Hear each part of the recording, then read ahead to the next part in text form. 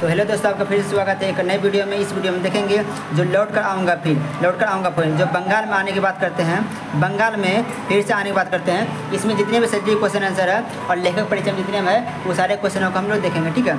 जो लौट कर आऊँगा फिर उसमें लौट कर आऊँगा जो बंगाल में आने की बात करते हैं, ठीक है। जो उसके लेखक है जीवनानंद दास, ठीक है। लौट कर आऊँगा फिर इसके लेखक कौन होंगे? जीवनानंद दास।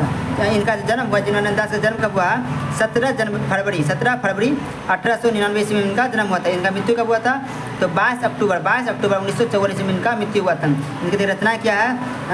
झाड़ा पलक, धूसर, पांडुलिपि, बनलता सेन, ये सब इनका प्रमुख रचना हो गया।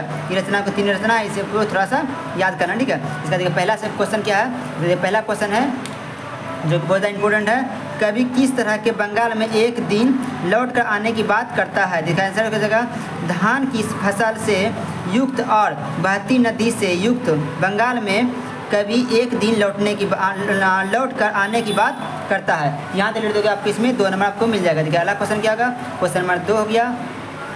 क्वेश्चन नंबर 2 है कवि अगले जीवन में क्या क्या बनने की संभावना व्यक्त करता है और क्यों? देखिए इसका आंसर क्या जगह कवि अगले जीवन में मनुष्य अबाबील, ठीक है, जिसको भांड कहते हैं, भांड की, ठीक है, पक्षी, कौवा, हंस, उल्लू, सारस पक्षी आदि बनने की संभावना व्यक्त करता है, क्योंकि कवि को बंगाल की भूमि और वहाँ की पर्यावरण से अत्यधिक प्रेम है। उसे बंगाल से इतना प्रेम है, उसे लगता है कि अगर मैं मर भी जाऊँगा तो मैं पक्का है, ठीक है, ये भरोसा नहीं, पूर्ण विश्वास है कि मैं इस बंगाल में फिर से लौट कर आऊँगा। अगर मैं इंसान नहीं बना लेकिन पशु पक्षी जीव जंतु कुछ ही बन के यहाँ एक दिन इस बंगाल में आऊँगा। देखिए क्वेश्चन नंबर 3 हो गया। क्वेश्चन नंबर 3 है अगले जन्म में बंगाल में आने की क्या सिर्फ कवि की इच्छा है?